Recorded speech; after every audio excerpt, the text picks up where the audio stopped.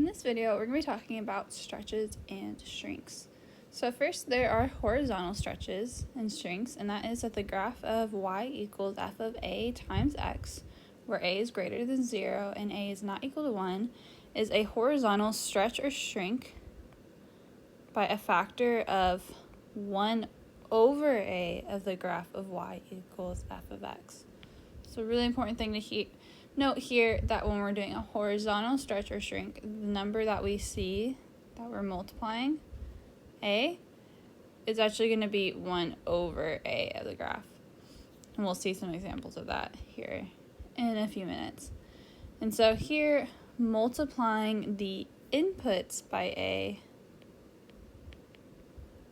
before evaluating the function stretches the graph horizontally when we see that a is between 0 and 1,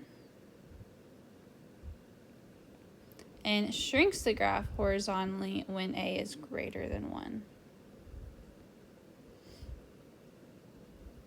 And so we see that example in this graph here. So a is greater than 1, here is in blue. A is between 0 and 1, here is in red.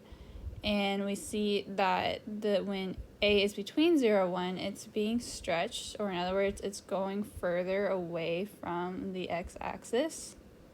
And when it's shrinking, when a is greater than 1, it's getting closer to the y-axis. And then we also have vertical stretches and shrinks, and that is the graph of y equals a times f of x, a is greater than 0 and a is not equal to 1, is a vertical stretch or shrink by a factor of a of the graph of y equals f of x. So here now we are multiplying that outputs by a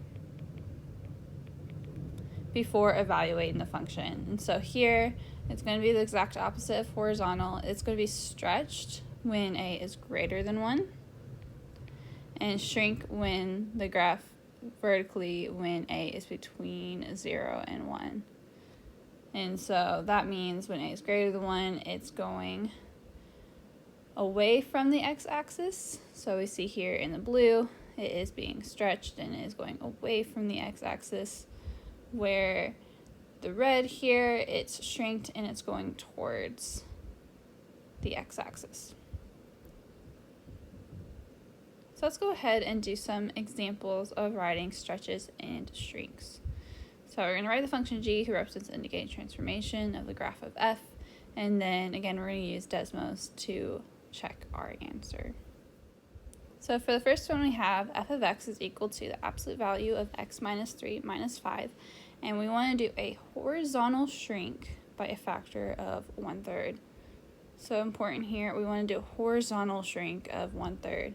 And so whenever we're doing horizontal, our a that we are multiplying by our inputs, it's actually going to be the reciprocal of the factor that they give to us.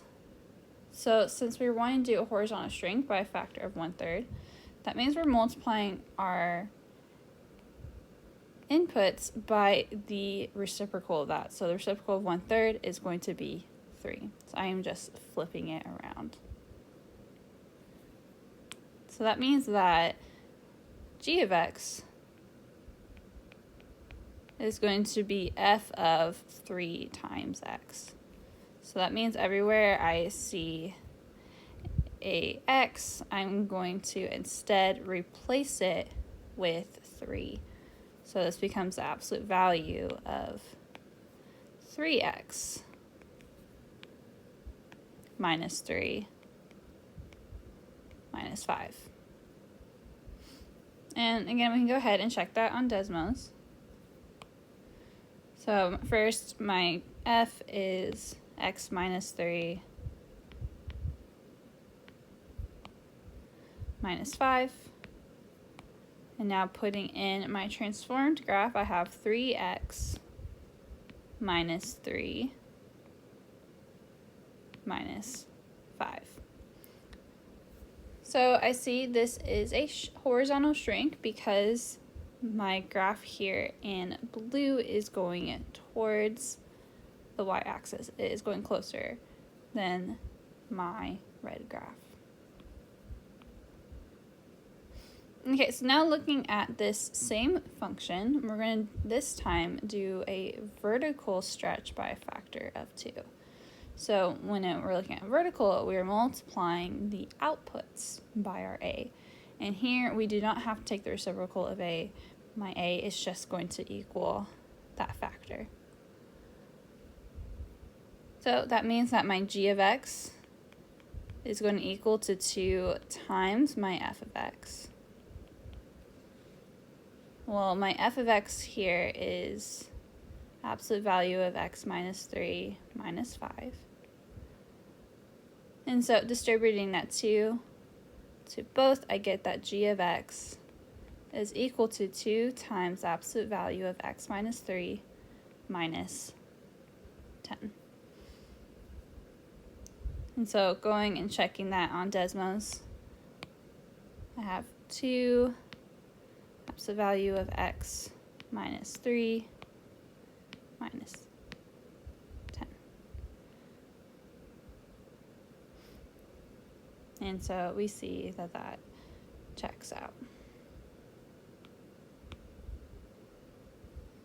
Okay, let's do one last one. Here I have that f of x is equal to 4x plus 2, and this time again I want to do a horizontal stretch by a factor of 4. So since this one's horizontal, we're really taking the reciprocal. So that means that my a here is going to equal the reciprocal of 4, which you can think of this as 4 over 1. So I'm going to flip that around, and this is going to become a is equal to 1/4. And so since it's horizontal, I am multiplying my inputs by a. So that means that g of x is going to equal to f of 1/4 times x. And so replacing x with 1/4 x, I have 4 times 1/4 x plus 2. And simplifying that out, I find that g of x is equal to x plus 2.